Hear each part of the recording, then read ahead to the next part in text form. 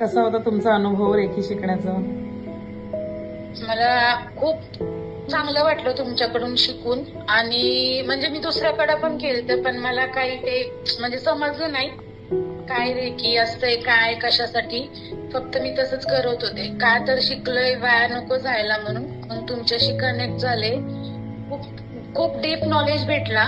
Manifestation, law of attraction with reiki कसा करायचा, कशासाठी करायचा आणि किती महत्व आहे रेकीचं आपल्या लाईफ मध्ये. आणि रेकीमुळं आपण म्हणजे काही पण करू शकतो.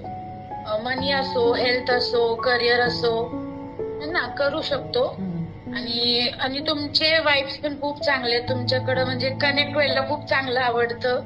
मी कधी कुठला म्हणजे वेबिनार असो, क्लास असो एवढं इंटरेस्टिंग मी कधी नाही केले. मी कितीही थकली असले तर मला क्लास मिस नाही करायचं असायचं. नाही नाही आज करायचंय म्हणून असं होतं. आणि तुमच्यासोबत खरंच म्हणजे तुम्ही इतका छान शिकवलं ना, अनएक्सपेक्टेड होता. कारण असं असतं ना, म्हणजे आपल्याला एक्सपिरियन्स तसे असतात की नाही बाबा आता दुसरा टीचर आपण शोधलं तर आहे, पण काय माहिती यांच्याकडून काय भेटेल. पण सगळे सगळे क्वेश्चन्स जे होते ना सगळे म्हणजे विचारण्याच्या आधी क्लिअर झाले माझे. खरं म्हटलं क्वेश्चन्स मी तुमच्याकडे एवढे काही क्वेश्चन्स विचारले नाही.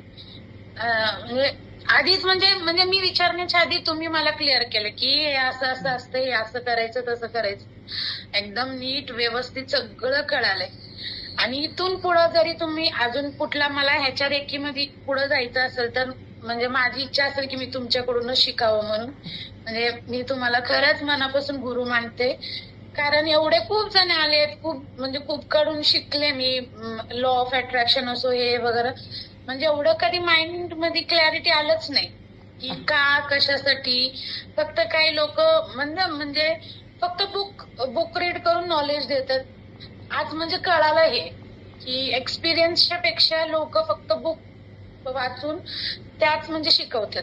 कोण कुणाच्या एक्सपिरियन्स वरून शिकवत नाही. आणि तुमच्याकडून खरंच खूप चांगलं म्हणजे शिकायला भेटलं.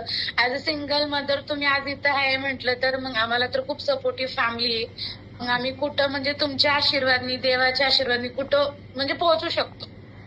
आणि लाईफ लॉंग तुम्ही असं सपोर्ट करा ही माझी इच्छा आहे.